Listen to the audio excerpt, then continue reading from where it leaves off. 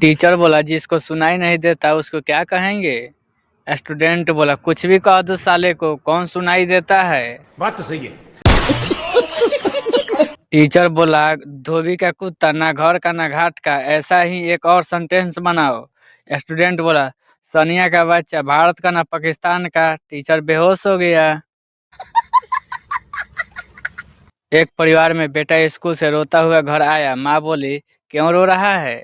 बेटा बोला टीचर मेरे को मारी है। माँ बोली क्यों मारी चुड़ैल तेरे को। बेटा बोला मैं मुर्गी बोला उसको। माँ बोली अरे काहे को ऐसा बोला रे तुम। बेटा बोला हर पेपर में अंडा देती है मेरे को। दारू पीते हुए तीन दोस्त। पहला दोस्त बोला भाई बुलेट से लद्दाख चलेंगे। दूसरा दोस्त बोला हाँ भाई बिल्कुल चलेंगे। तभी तीसरा दोस्त बोला यार पर अपने पास तो साइकिल भी नहीं है।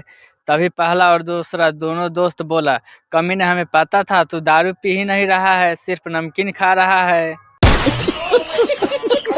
रात में कंधे पर स्कूल बैग टांग कर निकलो तो कमीने तुरंत दिमाग लगा लेते हैं कि बियर लाने जा रहा है। हद हो गई है यार, स्कूल बैग भी सेफ नहीं रहा अब।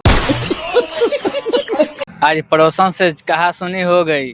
कह गई है ये दम है तो अकेले में आकर मिलो, तब से दिल बेचैन है। साला धमकी दे गई है या ऑफर।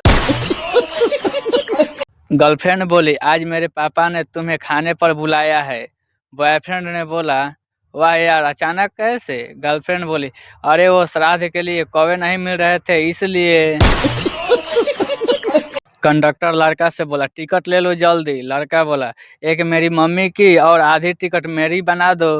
कंडक्टर बोला तेरी तो मूछ भी आ रही है, पूरा टिकट लगेगा। लड़का बोला तो मेरी मम्मी की तो मूछ नहीं है, उसकी आधी बना दे। एक भिखारी भीख मांगने बैंक में खड़ी लाइन में गया। वह लास्ट में खड़े इंसान से भीख मांगी। वो बोला आगे जा, उससे आगे वाला बोला आगे जा। ऐसा करते करते वो बैंक के काउंटर तक पहुंच गया और अपने पैसे निकालकर 2 मिनट में बाहर आ गया।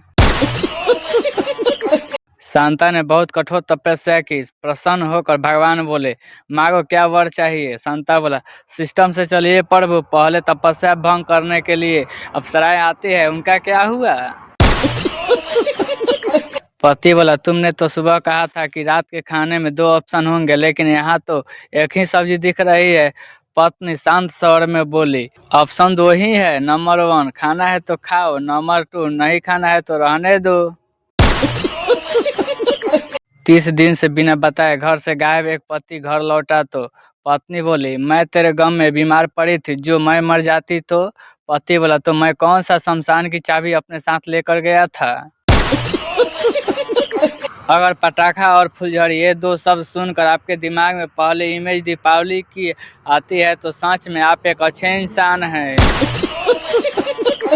एक बहुत बड़े शराबी के गाड़ी के पीछे लिखा हुआ था दारू पियो ऐश करो, रोटी तो साले कुत्ते भी खाते हैं।